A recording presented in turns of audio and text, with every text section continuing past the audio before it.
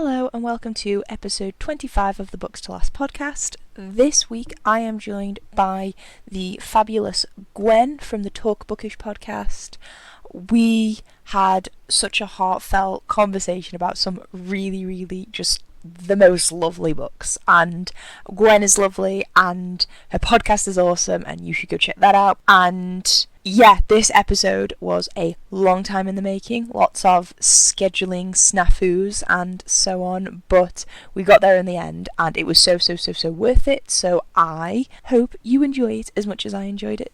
Also, a very quick PSA announcement that if you are listening to this episode at the time it comes out, that being the 6th of August, the Studio Ghibli Readathon will have just started. It's running for the whole of August and I definitely recommend you head over to their Instagram page, check it out and see if you want to get involved. It's not too late if it's 6 days in, still got plenty of time to see everything that they've got to offer. This includes screenings of Studio Ghibli films, live streams, great videos from all of the hosts, and some great reading prompts. I did Studio Ghibli Readathon last year and I had so much fun, and I would love it if you would all come and join me and all of the amazing hosts, so many great booktubers, including Rachel from Let Me in the Library, Niddy Ready Reads, Darian Reads, all three of which have or will be on the podcast shortly, and they're awesome friends, Locks Library, Books Past Bedtime, Bon Reads, Ginger Snaps Reads, and Burrows and Books. I can't wait to see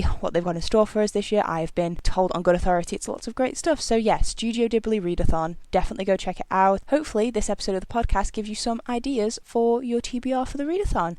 Hope you enjoy.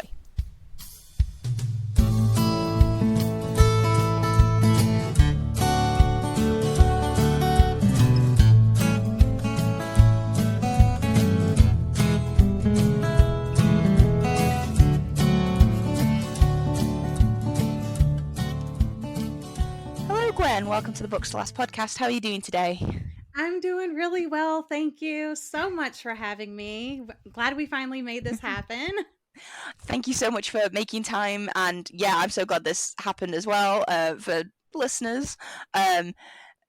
Between me being on maternity leave and a whole lot of life just happening, this has been a long time in the making, but yes, I'm really excited to get to talk to you about books and finally get this recording done. It'd be really good. I love talking about books with people, so I am so ready. Awesome. Well, speaking of books, are you reading anything at the moment? Anything good? Well, I actually just finished a really good book earlier today, and I just have to tell you about it. It's called Every Summer After by Carley Fortune, and it's a brand new release. Everybody's talking about it. Bookstagram, YouTube, Book Talk, everywhere you can possibly find books, people are talking about it.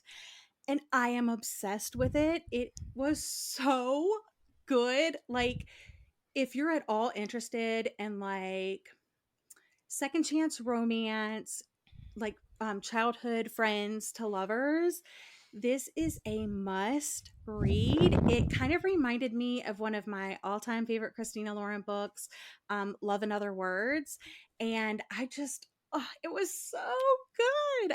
I can't stop thinking about it, and it's so hard when you read a book like that because then you try to jump into your next book and you're like, am I even gonna like anything after this? So I did pick up something else. I picked up The Newcomer by Mary Kate Andrews.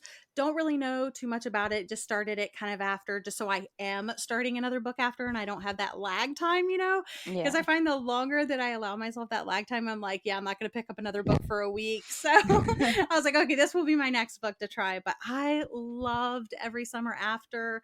It was so cute, and it's kind of told in like past and present, but it's like told through, like, you get to see 6 of the previous summers that they were together, from like when they were like 13, 14, 15, that type of thing, and then kind of like where they are now. And it's so, and it's a debut, so it blew my mind. Always exciting. Yes. Yeah, I actually do really like second chance romance. It's probably one of my favorite tropes, especially in like romance novels, just because I just feel like that history always adds.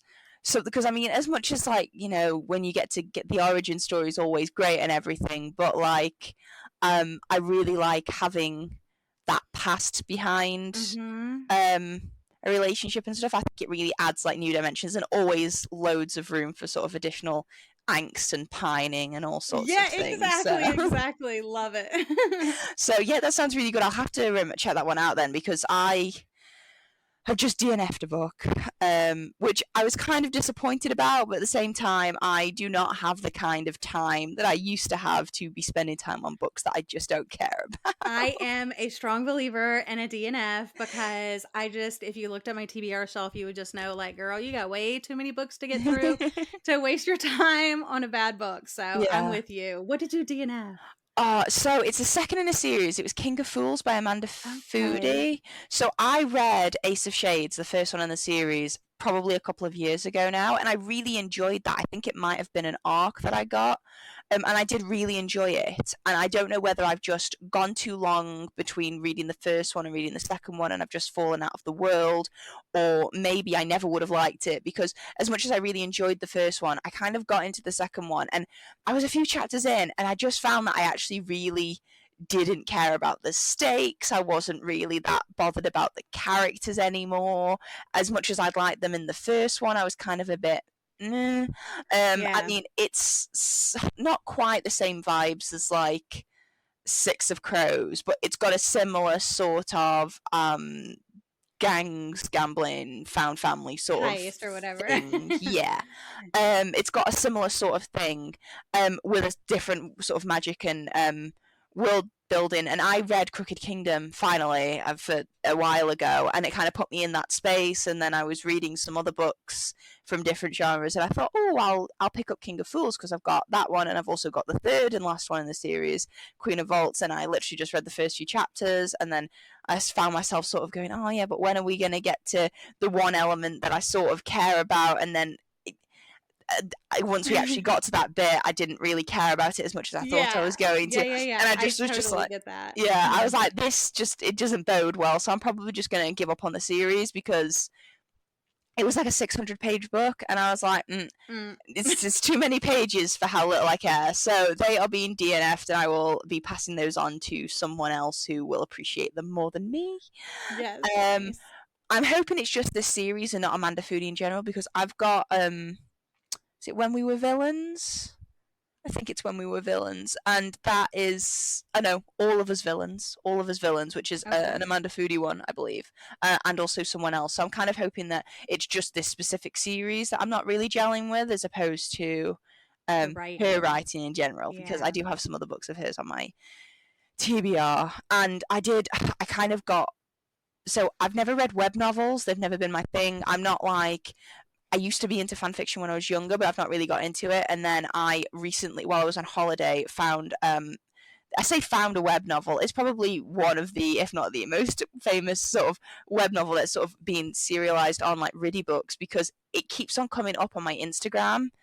So I'm constantly being advertised this book, like that's been turned into a webtoon, like manga sort of version. So I went onto that, and then I ended up really enjoying it, but there's only so many chapters that have actually been put into the illustrated sort of webtoon version. So then I went to find the actual novel and started again from the beginning reading the actual written novel, and then I ran out of the English translation. So then I found myself desperately trying to get an account on Reid books so that I could read the Korean translated to Google Translate, which was a bad idea. It's a bad translation. Oh no. So I've put a pause on that, and I'm just going to wait. I'm going to be patient. I'm going to wait until it comes into actual English translation. But yeah, it's just so I'm in a bit of an in-between books. I'm the same as you, though. I know that I've made a mistake by not picking up something straight away, because I have a feeling that it's going to be a while now. So I just need to pick something that I'm going with. I think romance is always a safe bet for me. If I enjoy the beginning of a romance book, and I'm going to finish it, and it'll kick me out of that funk. So yeah, hopefully there'll be that. So you seem to be having a lot of really good reads recently. Speaking of sort of good books that we like to read a lot of, we could probably get into the main bit of the episode, where for listeners who don't know, this is the podcast that challenges book lovers to pick the only 5 books they can take with them when cast away to an isolated remote location. Just the 5 books that they couldn't live without, could read over and over, and they're only allowed 5. We're very, very strict. But as part of this, our guest gets to pick their isolated remote location because, as anyone who's listened to the episode before will know, I hate sand and deserts. And well, I've never been to a desert, but I hate the beach. So I can imagine that, a desert island probably wouldn't be fun. So unless our guest wants to go to a desert island, they don't have to. So where would you like to be isolated, cast away to forever? It doesn't have to be a real place. I know you hate it, but I love the beach so much. Anybody that knows me knew I was going to choose some beach location. I'm a huge beach girl. I live near Virginia Beach, so I'm always at the beach. And I didn't know. I was like, should I choose somewhere like I've never been before, but I really want to go? Or should I choose someplace familiar? But since I'm going to be like stranded here, I was like, I better be a little familiar. You know what I'm saying? Yeah. So I went with the Outer Banks in North Carolina, and there's a lot of cities, a lot of towns in the Outer Banks. So if I had to be specific, I'm actually going to choose an island. It's called Roanoke Island, and it's a very small island. It's only about like 8 miles long and 2 miles wide. It lies between like the mainland and the barrier islands near Nag's Head. And it actually it was named after the Algonquian people who inhabited the area in the 16th century. I went there last summer, and it's like part beachy, but also like part historic. And I love like old historic towns. So it has like a really cute, like historic downtown, but it has like museums and water and like great restaurants, and it's totally walkable. So, and yeah, I just would love to be stranded there / live there. It sounds really lovely. I really want to actually go to North Carolina, which I know is I feel like as someone from Britain, we don't fully appreciate the vastness of America. Even just individual American states, like they don't it doesn't really compute. But I recently saw, and this is such a stupid reason to want to go to anywhere, I feel like I need to own up to that now, but I saw these really cool looking Airbnbs in North Carolina. I know. Which are like based on bookish things. There's like a hobbit hole and all that sort of thing, and there's like 4 of them all on the same place that I want to go sounds to. Amazing. So I've decided that I really want to go to theirs specifically for that reason. But I have another place to add to my list of if I'm going to do a North Carolina trip, I've got another place to go and visit while I'm there. Absolutely. So that'd be really good. I do think I'm getting maybe I'm having a sand renaissance. I don't know. I went to Spain a few weeks ago, and we did spend a little bit of time on the beach, and I did not hate it as much as I have hated beaches previously. So maybe I am coming round to there's a time and a place for a beach. Maybe I'm coming around to that instead of just no, never. Yeah, I also think that beaches are so different according to like where you live and what the sand's like, or like some beaches are really rocky and stuff like that, and some are really sandy, and some have fine sand, and some have like coarser sand, and it depends what the water looks like and if you like to be in the water. So there's so many different types of beaches also. So you just maybe haven't found the perfect beach for you yet. Maybe you still will. Yeah, I feel like maybe being from England, that's really influenced my idea of the beach, because I will say sand beaches here. I probably can't speak for the ones down south, because I've been told that beaches in like Cornwall and some of the really nice coastal towns down south are really lovely, but like my experience of beaches with sand is not good. But our pebble beaches are lovely. I love a pebble beach, and my dog really likes pebble beaches because he just loves rocks. So he's just like, it's like Disneyland for him. He's just like, oh my god, look at all the rocks. Nice.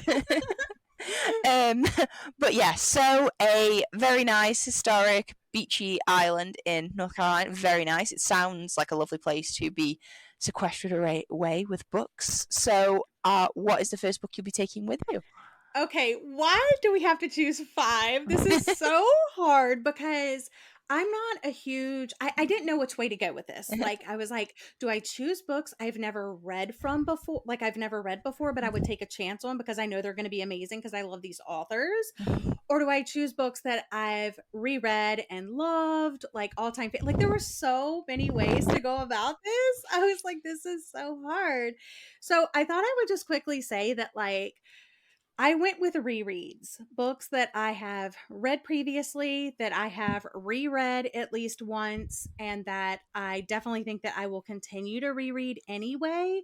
But if I had to choose like some authors that I would take a chance on and just say, I will take whatever their next release is, it would be Riley Sager, Grady Hendrix, Taylor Jenkins Reid, Christina Lauren, or Colleen Hoover. Whatever their next book is, I'm going to take it with me and be sequestered.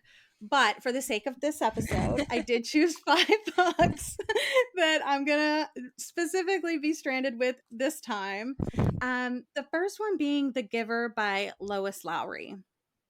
And this to me is like a classic standard answer. Like, what's your favorite book? And this is my answer, The Giver by Lois Lowry. I think it's the writing and like how she was able to take such like a complex story with interesting characters and pull it off in such a short amount of pages. It's so straightforward. It's not flowery. There's not like this beautiful prose or anything like that. But the story that she tells is like impressive. I have it like in graphic novel form. I have a couple different editions of this book. And I never even knew what the story was about until one day me and my friend, we were in Baltimore, Maryland, at this little store that it's like a bookshop, but it's like people donate books there and you get books for free. You can just walk in and walk out without as many books as you want. It's called The Book Thing. And she saw that book and I was like, I really kind of want to read this. And I read it and I was just like, wow, I think that was the first moment that I ever had that, like, I think I have a favorite book of all time. And it was just the writing and the story and, I love a good short book. So, that really, pulled me into the story. So that would have to be my first one. I mean, it's my favorite book. It has to come. Yeah, The Giver. So it's not one that I've read. It has been on my TBR in the past. So my knowledge of it is it's one of the very early, almost prototype dystopian type. Like it is one of the dystopian novels that came before all the other dystopian novels. Right. The one that sort of laid the groundwork for basically. Yeah. It feels like in my head 10 years it was probably maybe 3 or 5 of just like trilogy after trilogy after trilogy of dystopian novels. It was, and it's so funny because I read all of those trilogies or all of those dystopians before this one. This one was just really unique because it, like I said, the writing wasn't flowery or anything. It basically just said like, we live in this black and white world, everybody is the same. Like every single person has the exact same life, basically. At 8 years old, this happens to you. At 9 years old, this happens to you. At 11 years old, this happens. Like everybody in the whole world. And so we follow this 12-year-old boy as he's given his like first job. And it's the job that like nobody ever gets because it's only one job in the whole like community, society, whatever. And he's the receiver of memories. And so he meets the giver, and the giver is basically giving him all of the memories of everything, of war, of famine, of rainbows, of color, of just literally everything that this child doesn't know about. And it's it gives me goosebumps thinking about it because like I can't imagine like one person being responsible for remembering everything that's happened in the world previous to this moment right now, and then having to pass that on to someone, like what that does to a person. So while it is like a middle grade like classic book, I think like middle grade, like young children aren't going to get out of it like what us as adults would. So I think it's one of those books that like spans all genres, all time, all space. And if you haven't read it, like you haven't, and if your listeners haven't, I hope they pick it up because it's so good. Yeah, definitely. I think middle grade definitely is a really interesting genre. I really enjoy middle grade. I probably enjoy middle grade more than I enjoy young adult. Probably a hot take for just because I think, like you said, there's a simplicity to middle grade books. I think that the messages they put across are always like really important, but I also think you deal less with the angst that young adult books And come like with, the drama, which is kind of, I don't know.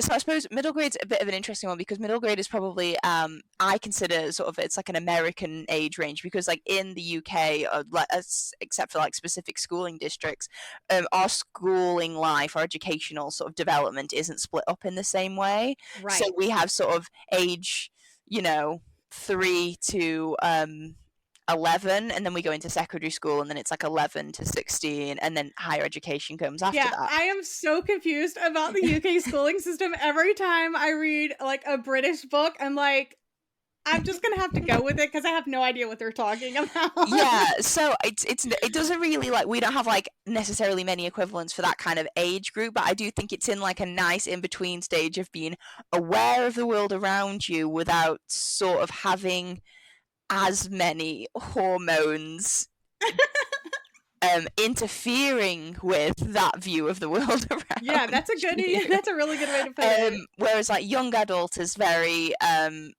whilst it does cover some of the similar topics, I do enjoy middle grade, I think, quite a lot. If I'm going to sort of go into something like a bit younger, I tend to prefer that as a genre. I mean, like Rick Riordan, everything. Riordan, whichever. I've listened to a podcast recently that has like a whole debate about how you actually pronounce his surname, and even he apparently has given mixed messages on this. So yeah, but definitely it's yeah, it's a really good thing, and it's very, very well renowned. I think I remember what made me want to read it, and this is a very fickle reason, but there is a really gorgeous collected version of like all 4 of the books in this really pretty red and white hardback edition that I saw on the internet, that I was like, oh my god, I have to own that on my shelves. I don't care what the book is. I know, it's just too pretty to pass. But yes, one I've been meaning to give a try, but definitely a really great start is, are you hopping around different genres for your list? Yes, absolutely. That's just me as a reader. I mean, I mainly read like thrillers and romance, but for the ones that I reread, it's all over the place. So we had this like classic middle grade. Next, we're going to move into some romance. It has to be something by Colleen Hoover. All Your Perfects by Colleen Hoover. And again, if anybody knows me that's listening, you know I say that this book literally saved my life. And it's true. It literally did save my life. If you don't know what this book is about, it's about a married couple, Quinn and Graham, and they have like this perfect love, but their marriage is kind of being threatened by some difficulties that they're facing. And the specific difficulty that they're facing is infertility. And that's something that I also deal with, me and my husband deal with. And the timing of this book could not have been better. I got sent an art copy of this, which never happens. I'm just throwing that out there. That like literally never happens to me. But for some reason, the universe wanted me to have this. Thank you, Colleen Hoover. And I pretty much immediately read it because I was dealing with a lot. I was kind of in a dark place, had no idea what it was about. And I read it and I just bawled. So many things that happened in the book were like my experience. There were just like there's a date in there and it's August 8th. And I think that's the day that they got married, or they had like a significant date in their life, and that's like me and my husband's wedding anniversary. So like there were just so many similarities between like what they were dealing with and what I was dealing with. It was released in May 2018, and I read it in May 2018, but and my fertility journey kind of ended in April 2018, so just like a month prior. So without this book, I don't think I would literally be here on this podcast today, because it just kind of showed me that there is life after infertility, and that you're not alone, and that other people like deal with it too. And while everybody's story may be a little different, you're just not alone. So it is a very emotional book, especially if you deal with the things that the couple in the book dealt with. But like, that book saved my life. It has to come with me. I will keep it with me forever. And then, even more special, like as if that story wasn't special enough. So I reached out to Colleen Hoover and was like, oh my gosh, this book saved my life. You have no idea. And she sent me a signed copy. And I was Oh, like, that's so amazing. yeah. So I mean, anybody that knows me knows that book's coming with me. So I think it's so interesting that you mention about how you don't usually get sort of arcs or books sent to you, and then it's so strange that just like at the time that you, I suppose, needed to have that specific book, yeah. it was kind of put into your hands by, like because honestly, I mean, getting arcs in this day and age is something that the universe must have a hand in. It just does, because I mean, there there's no rhyme or reason as far as I'm concerned. Right. But I do think that's really amazing. I always think it is interesting with difficult topics like that when you come across them, because there are times when you have maybe experienced stuff like that, but you're not ready to have it presented to you in an artistic form. And then there's other times when it's just exactly what you need in that moment. But when you do get that sort of just right story just at the right moment, it can really help sort of, it's very cathartic to sort of, as a way to get those emotions out, because they're almost things that you don't let yourself feel for yourself, but Oh, absolutely not. you'll I feel mean, them for a book. if I would have known what it was about, I probably would not have read it. So I'm kind of glad that I didn't fully know. I mean, I knew it was something was going on with a marriage. That's all I really knew. It didn't say specifically. And I always tell people that it is about infertility, because that's something that is like a very personal, very emotional thing to deal with, just like postpartum is. And I think that those are things that people need to know going into books. So I'm not sure if I would have picked it up. But I'm so glad that I didn't know, and that it, and another thing is, like, when you read something that you're so closely aligned with, something that you're dealing with, something that you're familiar with, if it's not done right, it can really rub you the wrong Yeah. way. And I feel that, like, the way that Colleen Hoover just handled it was just perfect, and it was so realistic, and I could just talk about this book forever. It's so good. Yeah, and like I do think infertility as well is because it's such a serious topic, and it does affect so many people, and it's such a fundamental thing to have to sort of cope with. I do think it's very easy to manage it wrong, because especially from like an author ultimately is always going to be subject to their own sort of, I don't know, biases and views and what they bring to the table in their story, and it's really easy for books that deal with such delicate subjects to be harmful as well. So to have one that does it really properly is really good. I think All Your Perfects has actually been mentioned on the podcast previously. Yeah, I think so. I think if anybody has read that book, it's just so good. Yeah, and Colleen Hoover is an author I've never read, but I've heard. Those authors you just know. They're just the names that you just know. It's just like, it's just one of those authors I've never read, but I know of them. They're just a name that's synonymous with, like, if I was in a pub quiz and there was a question, I'd probably be able to make an educated answer. Exactly. Yeah, definitely. But no, a really amazing choice. You got two very heartfelt sort of books full of feeling. I'd be interested. Is it going to continue? Okay. So my third book is actually shocking, because I do not read much historical fiction. It's just not my jam. I have like a handful of books that are historical fiction that I enjoy, but the one I have to bring with me is Cruel Beautiful World by Caroline Leavitt. And I know I said I don't get arcs, but I actually did get an arc of this one too. I promise that's the only two I've probably ever received. But honestly, total privilege to read it early back in 2016, and it has stuck with me all of this time. I recommended it to a friend. They read it, rated it 5 stars. I reread it this year, absolutely loved it, 5 stars again. This one is backdropped by the Vietnam War and the Manson murders. And it's like a fast moving, page turning story about 3 different women. So you have 16-year-old Lucy, who's like basically just like drifting through her sophomore year of high school when her handsome English teacher takes an interest in her writing and then in her. So you have like this much older man, this younger girl. So it does have like that age gap element to it. And then they run off to stay in like rural Pennsylvania. And so that's kind of what I was in. Like when I read the synopsis, I was like, okay, that sounds interesting. I'll read it. But it's also about her sister, Charlotte, who is like left behind, devastated that her sister ran away. And she's kind of unsure, like, should I continue to pursue college? Should I try to find, my sister? Like, what's going on with that? So you get a little bit of her story as well. But then you get, kind of this you get Iris's side of the story, and she is the old woman that raised them as like her own children even though they weren't.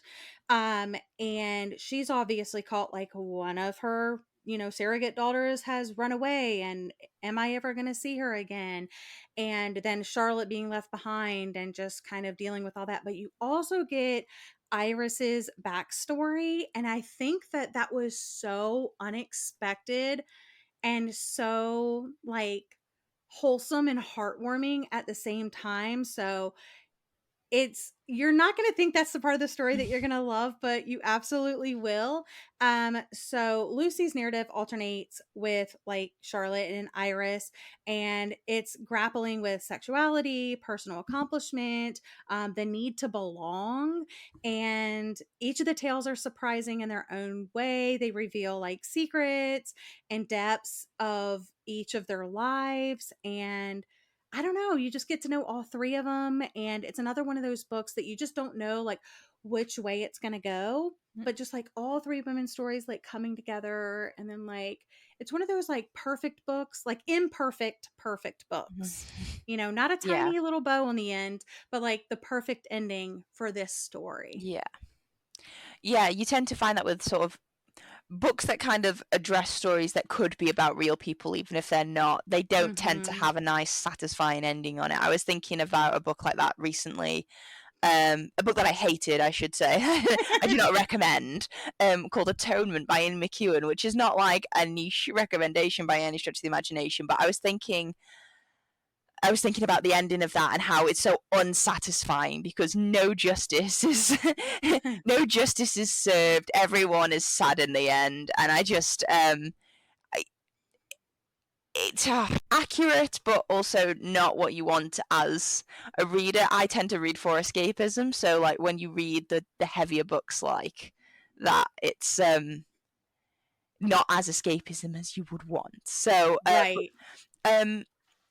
You said you got an art for this. I mean, is this a fairly recent release? No, Or? it actually released quite a while ago. I read it in 2016.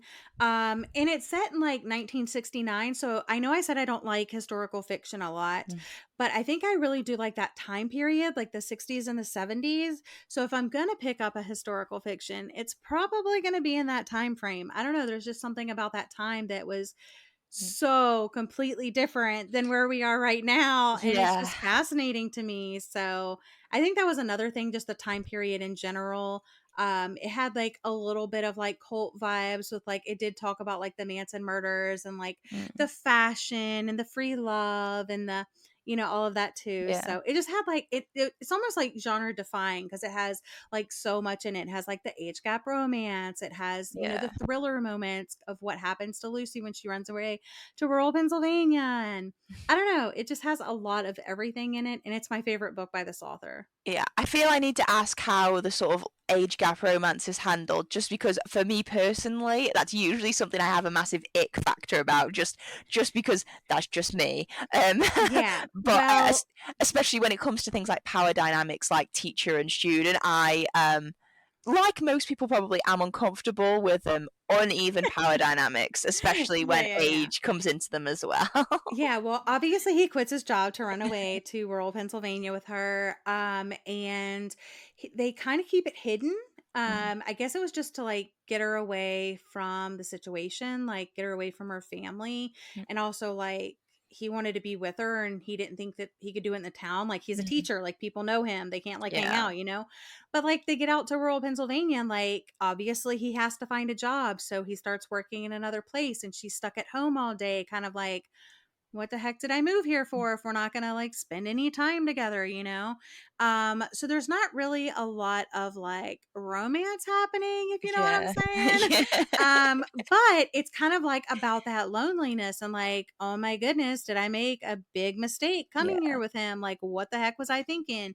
And they get like chickens, and she talks about the chickens in her backyard, and she's trying to she wants to reach out to Iris and Charlotte, her sister, and her, her Yeah. surrogate mom, but he's not letting her.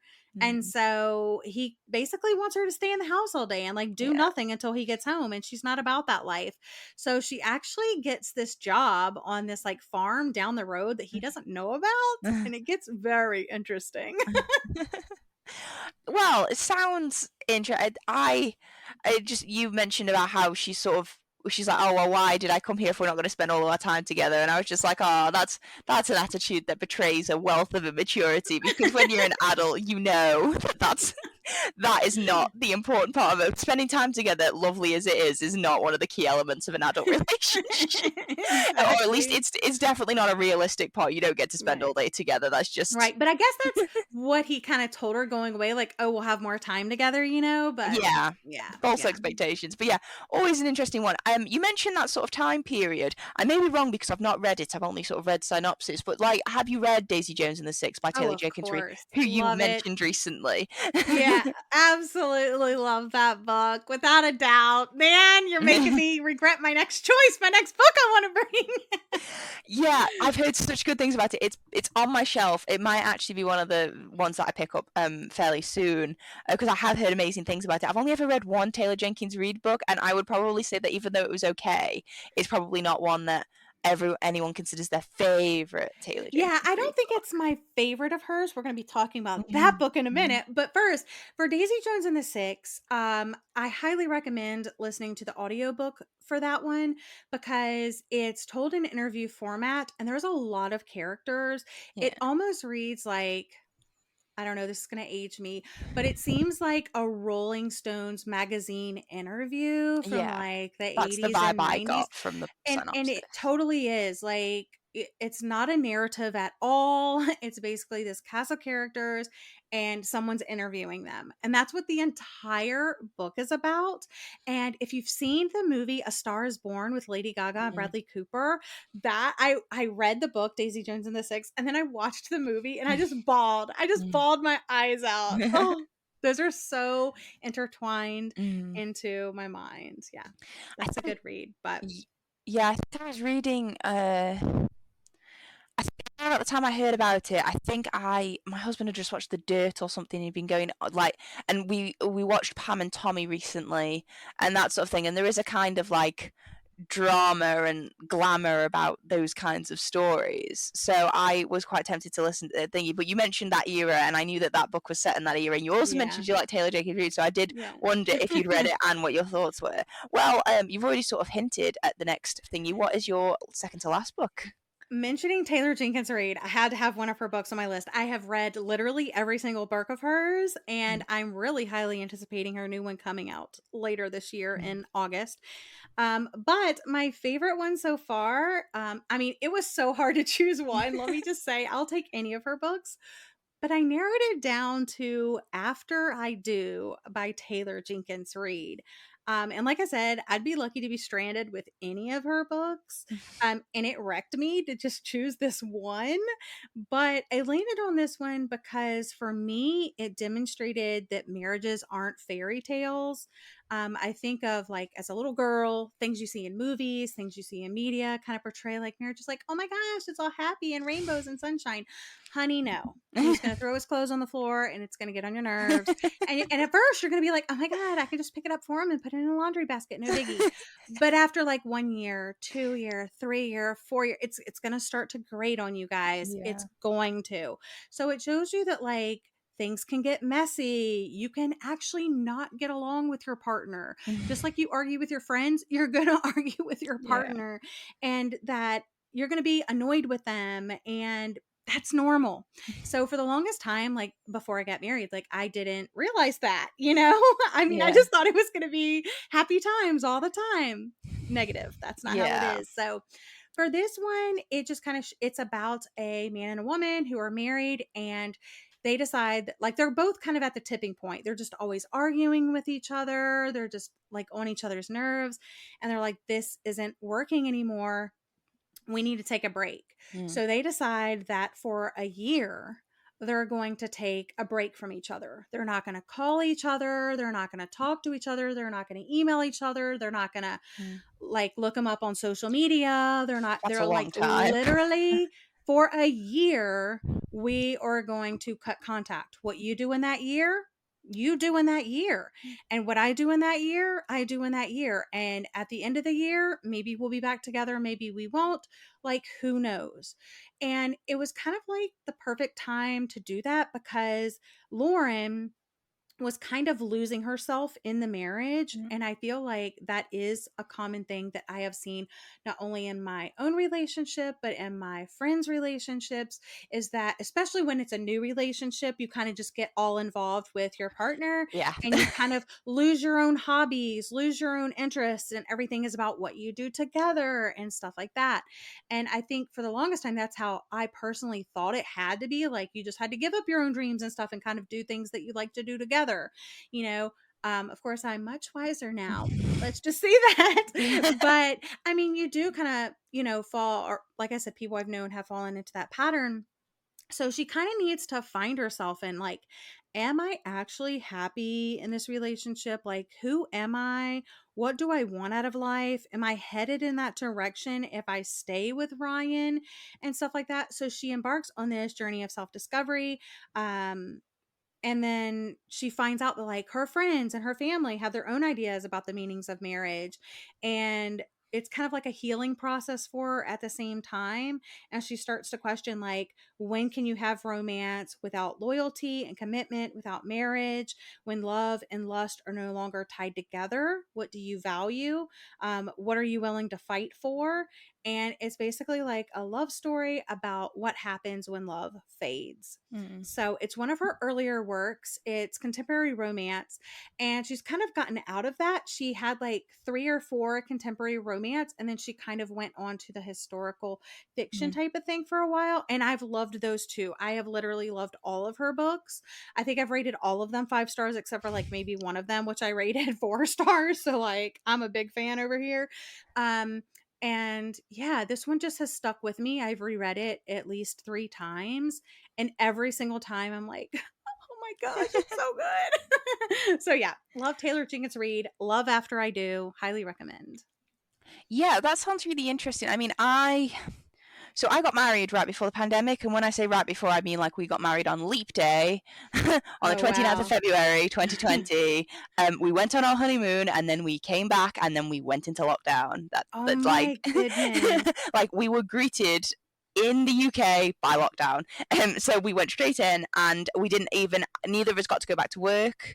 And I say got to, like neither of us went back to work in normal times after we got married. And it was a really strange experience to sort of go through. But the one thing that really got me about that was when I told people, like when I reminded people when we got married, or I ever spoke to anyone, people's immediate reaction was like almost like a wince, and they were just like, oh, just like, oh, difficult first, I don't know, year, 2 years of marriage. Like they almost felt sorry for us that we hadn't been able to see anyone else but each other for 2 years. And I remember in my naivety, I was just I remember thinking, that makes me so sad. Like, why would I have married him if I couldn't stand his company without anyone else? Like, I was just like, we like each other. That's why we got married. Yeah.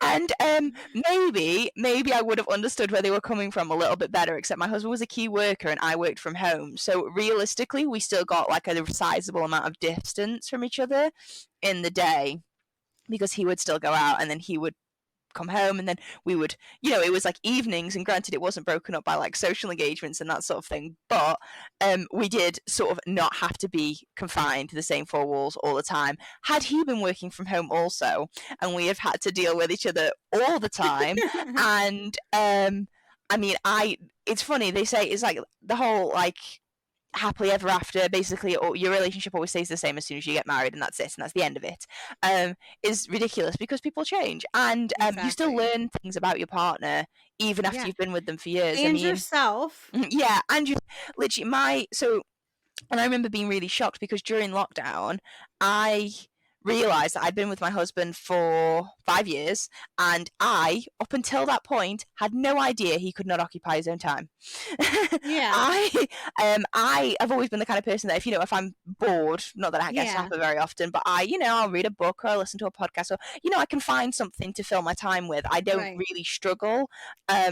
And then I think there was a couple of days when he couldn't go into work, and he'd come and sit in the office with me and go, "What you doing?" And I'd be like, You're "Working." like, oh my gosh. And I was like, "Oh my god, I can't believe I've been in a relationship with this man for 5 years, and I didn't know he can't occupy his own time." That's so I was, funny. I was just like, "How is this escape my?" And you get moments like that all the time, and I think the idea of like a book actually exploring the life after you get married, because it's Disney fairy tales. They all Oh, end at the exactly. wedding, and then they kiss, and then it's happily ever after, and that's the end, and nothing interesting happens to them afterwards. It's like the one thing I dislike about all Jane Austen books. Like, I love Jane Austen; she's one of my favorite authors, but that's it. They get married, Yeah. and that is the end of the story. And I read that like Charlotte Bronte made some kind of sassy sideswipe comment at back when she was alive at Jane Austen, that the reason why her stories ended then was because Jane Austen never got married, so she couldn't understand the intimacies and intricacies of married That life. makes sense. Sort of not a very nice thing for Charlotte Bronte to say, but yeah, having that explored is really interesting. And I mean, I was going to say I'm surprised Taylor Jenkins Reid has gone down that path, but no, I'm not, because there is not a single topic that this woman hasn't written about. I know. Yeah. She's written about everything. Yeah, I love it. Yeah, the only book I've read of hers is Maybe in Another Life, which was okay. I enjoyed it. That's the It one was I fine. rated 4 stars. That's like my least favorite of hers. Yeah, it's the only one I've read of hers. And even though it was like, okay, I got the idea that we were supposed to come to the end of it going, oh, I don't know which life I wish she would have had. And I was like, I know which life I wish she would have had. I was the same way. I was just like, screw the childhood boyfriend. I want Henry the nurse. Oh, that's awesome. Yeah. So if you were okay with that one, it's only up from there. And also her debut, it wasn't my favorite either. It feels like it's going to be like a romance, but it's not. So, but definitely try After I Do. You have to. Yes, So definitely. good. I will. I'll add that to my little pile of Daisy Jones and the Six and Malibu Rising, which are the two that I own of hers. Nice. Okay, so that means we've only got one book left. I know.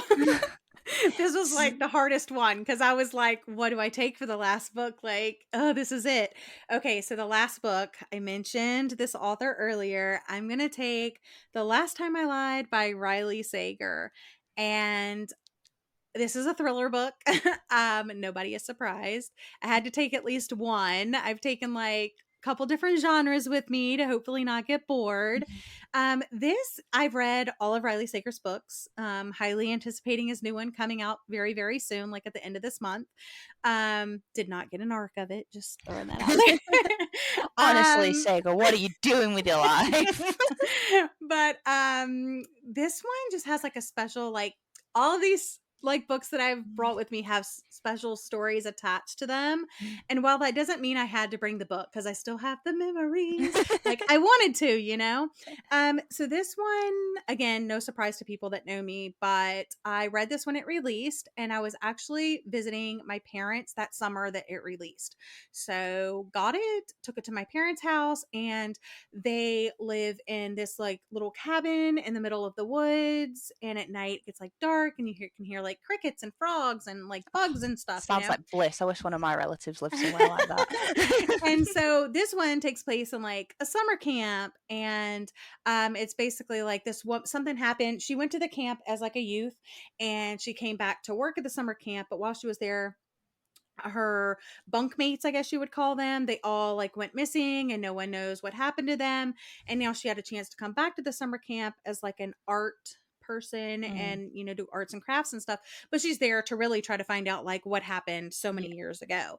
And then just the scenes like at night and then like the noises and stuff, like and my mom and dad would be asleep and I'd be like reading and I'd be like, oh my gosh, why am I hearing the same noises that are happening in the book? So it was a really great like atmospheric reading experience just of like where I read it and stuff, but also like, you know, my parents aren't getting any younger and I just had, my mom had to go to work one day and I was sitting at the kitchen table with my dad and my dad's like, what are you reading? He knows that I'm a huge reader. And he's like, what are you reading? What's going on in your book? And I was like telling him what the story was. And then we started like theorizing like what happened and stuff. And he was like, oh my gosh, you know, maybe this. And I was like, maybe that. And then as something got revealed in the book, I was like, oh my gosh, you won't believe what just happened. And then I'd tell him and be like, oh my gosh. And then I'd like read another couple pages and I'd be like, oh my gosh, you won't believe what happened. So it was like, we did that like all throughout reading that book. And it was just like a really special memory between like me and my dad. And like I said, it took place in the summer, kind of in a campy woods. And that's kind of the place I was. So yeah, for that reason, love the book. I've reread it. Of course, like I said, I've reread all of the books that I chose to bring with me. But yeah, I had to bring that one with me for sure. We love a dad that stands their daughter's reading habits. Yes, we do. Shout out to your dad. Yeah, that sounds really weird. There is definitely something to be said for like ambiance when reading, because I'd never actually had an experience like that until I think it was August 2020. We went wild camping in Scotland and I took my Kindle with me. It was my one luxury item that I allowed myself, and I was reading, please don't judge me, Midnight Sun by Stephanie Meyer, because she just released the full version of Midnight Sun. And I read the 13 chapters when they got leaked years and years ago, and I was like, I'm sorry, I've got to do it. So I read it, and because obviously the first Twilight book is very much like dark, woody vibes and that sort of thing, and we were basically just camping in the woods for like 4 whole days. It definitely does add something to it, which is, it's always really good. So I can imagine how like that sort of setting was also like a camp book, although I'm going to be honest, the idea of like summer camps, as soon as you said like a summer camp, I was like, oh my god, I'm having flashbacks to reading Goosebumps as a child and being terrified of the concept of a stay away camp. I loved it, and I love thrillers that offer that like trope of like twist after twist, and I feel like this one had that. A lot of people, this is not like this is not his most popular. This is not people's favorite, but it's my favorite. And of course I think it's attached to the memory, yes, but I don't go into thrillers also trying to like figure it out. I'm not a detective over here trying to figure it out. I'm just along for the ride. And it just had like so many twists at the end that I was not expecting. I was gasping. I loved it. My husband loves to try and figure out the twist. Basically, he likes to he listened to the Sherlock Holmes like full audiobook, and then he like left little clips at every point where it was like, this is where I decided that I know what happened, so that he had like proof that he knew whether he got it or not. And he likes to do that a lot with like working stuff out because he's really into riddles and puzzles and stuff. But we recently found out that I'm kind of like I don't know if you've seen, so there's a fan theory that Ron from Harry Potter is like a secret psychic, because he'll make an offhand comment or a joke in the book and it ends up being dead on. That's basically me when I watch any like horror or mystery film with my husband, because I'll be like, we'll watch it. We watched Only Murders in the Building.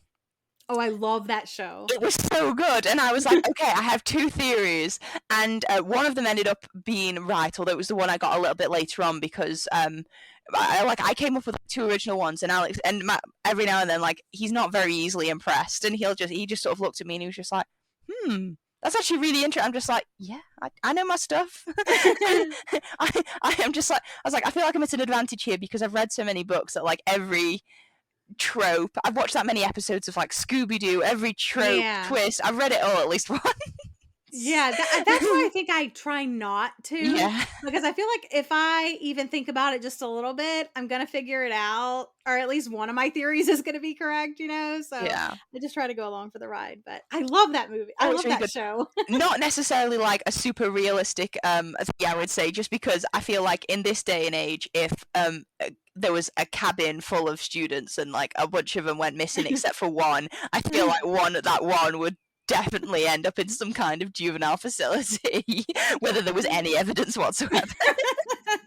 I was just like, no, it feels like they just like, you know, process of elimination, she'd have gone to prison. But yeah, it sounds like a really interesting one. Well, for the benefit of readers who are obviously, you know, at their local bookstore, because, you know, we like to support local bookstores, they were listening to this and they're going, oh, what 5 books should I go and buy? Which are the 5 books that you've picked? Oh man, I have to choose one? No, all 5 of them. Just recap all 5 of them. All right. I was like, I can't choose one. Okay. The Giver by Lois Lowry, definitely. All Your Perfects by Colleen Hoover. Anything by Colleen Hoover will work. Cruel Beautiful Worlds by Caroline Leavitt. After I Do by Taylor Jenkins Reid, or anything she's written. And The Last Time I Lied by Riley Sager. Amazing. Were there, you sound like you struggled with this, were there any books that you nearly added but didn't? Well, like I said, I just finished that amazing book today, Every Summer After by Carley Fortune. I think I will definitely reread it in the future, so I would have loved to have taken that. But since I haven't reread it yet, you know, it can go. And then, like I said, I struggled with, do I bring something that I've never read before and then have a new story to experience? So maybe The House Across the Lake by Riley Sager would be good. I don't know. Maybe Carrie Soto Is Back by Taylor Jenkins Reid. I know I'm gonna love both of those books. Like, I don't care, I'm gonna love them, but they didn't make the cut, unfortunately. Well, all really great recommendations. A lot of really like heartfelt and meaningful stories there, which was really, really nice because like it's nice to get sort of additional things out of reading. You've shared some really personal and wonderful anecdotes to go with all of the stories, and so I really, really appreciate you giving me your time and some awesome recommendations. I'm definitely going to take your advice and listen to the audiobook of Daisy Jones and the Six because Absolutely. That sounds really fun. But thank you so much. If our listeners wanted to hear more book recommendations and hear you gush about, you know, all of these amazing authors that you like, whereabouts could they find you? Well, I'm on YouTube. My channel name is Gwendolyn Kinsinger, which is just my name.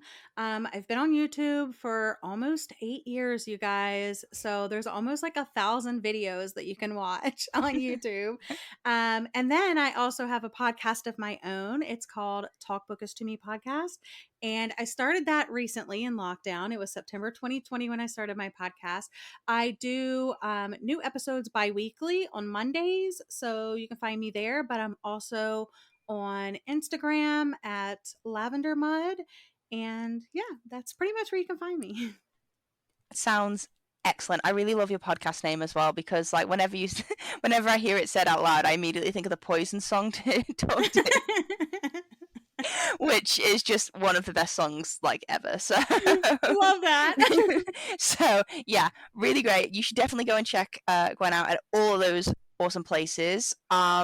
If you like what you hear with this podcast, you can subscribe to it on whichever platform you're finding it on now, and follow us on @BooksToLastPod on Twitter and Instagram, although I will say mainly just the Instagram at the moment because Twitter is horrible. So I have avoided it recently. But yes, listeners, thank you for listening. Gwen, thank you so much for giving me your time. It's been so much fun. Thank you for having me. I had a blast talking about books with you. Awesome. Yeah, I've had a great time. This has been a great discussion to get myself back into talking books with all these awesome people. I've missed it so much. I forgot how much I missed it until I was here and I was like, oh, yeah, this is so good. I'm gonna have to have you on my podcast now. Definitely. I'm always up for talking books with awesome people. So, nice. Awesome. But yes, listeners, thank you for listening, and until next time, bye for now.